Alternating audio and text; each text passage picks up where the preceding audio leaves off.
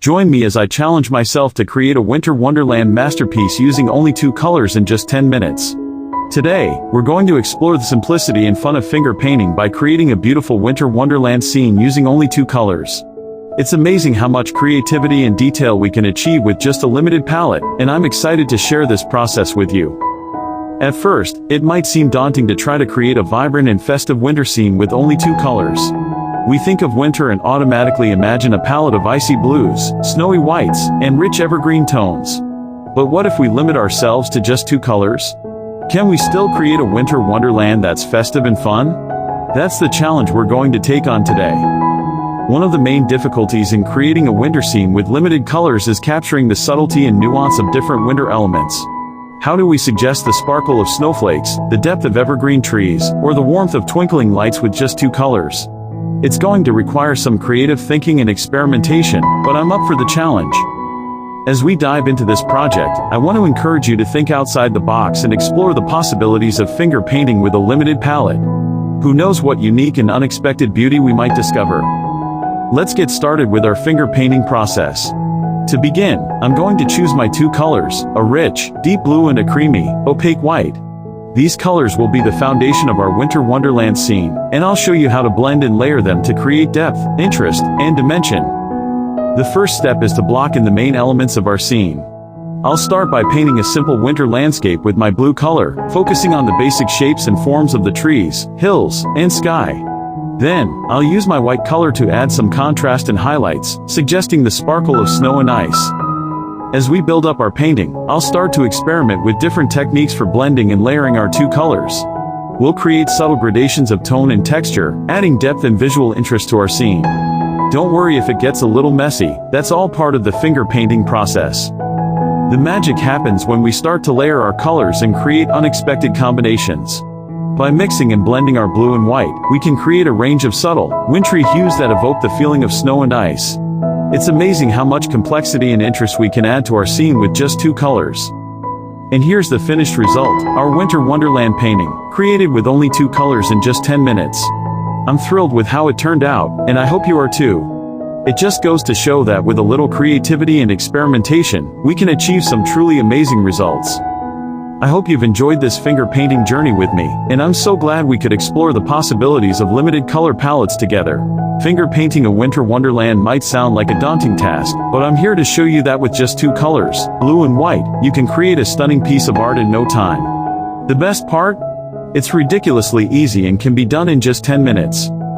I know what you're thinking, finger painting is for kids, it's not a serious art form. But I'm here to tell you that's just not true. Finger painting can be a powerful medium for creating unique and beautiful art, and it's definitely not just for kids. In fact, many artists use finger painting as a way to express themselves and tap into their creativity. One of the biggest misconceptions about finger painting is that it's messy and uncontrolled. But with a few simple techniques and some practice, you can achieve some amazing effects. And the best part is, you don't need any special equipment or training, just your fingers and a willingness to get creative. Another myth about finger painting is that it's not a serious art form. But I'm here to tell you that's just not true. Finger painting can be a powerful medium for expressing yourself and telling stories. And with the right techniques and a little practice, you can create some truly stunning pieces of art. Okay, enough chit-chat, let's get started on our winter wonderland.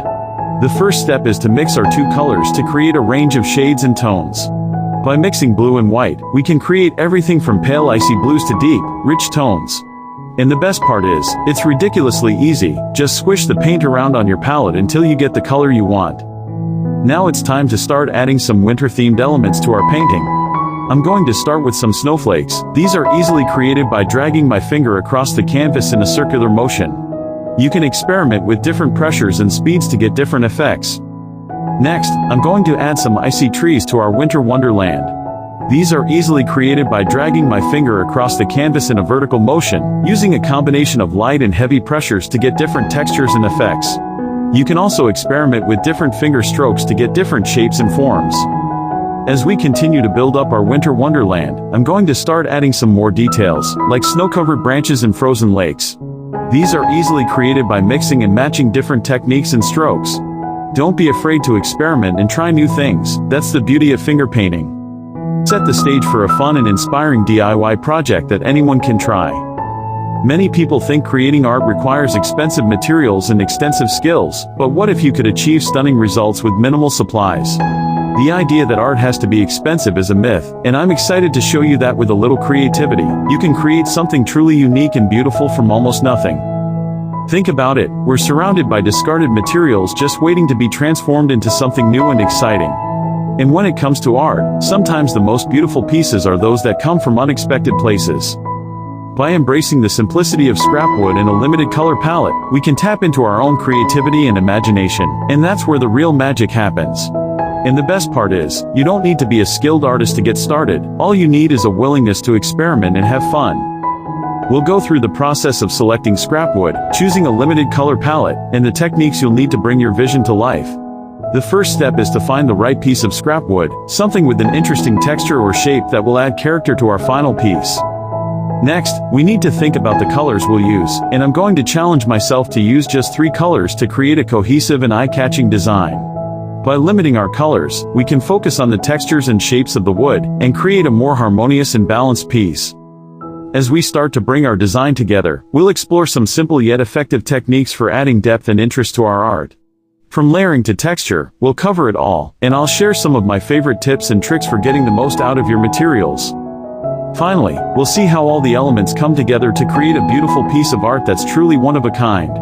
And the best part is, you can do it too. With just a few simple supplies and a willingness to experiment, you can create stunning art from scrap wood.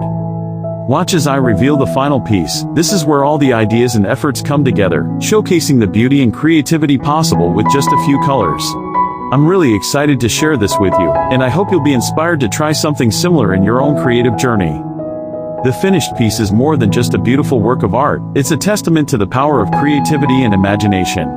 By embracing the simplicity of scrap wood and a limited color palette, we can create something truly unique and special. I hope you're as thrilled with the final result as I am. It's amazing what we can create when we challenge ourselves to think outside the box and get creative with the materials we have on hand. We've seen how easy it is to create art with scrap wood and limited colors. Remember, creativity knows no bounds, even with simple materials. If you enjoyed this project, check out my other videos for more DIY inspiration and let me know in the comments what you think or what you'd like to see next.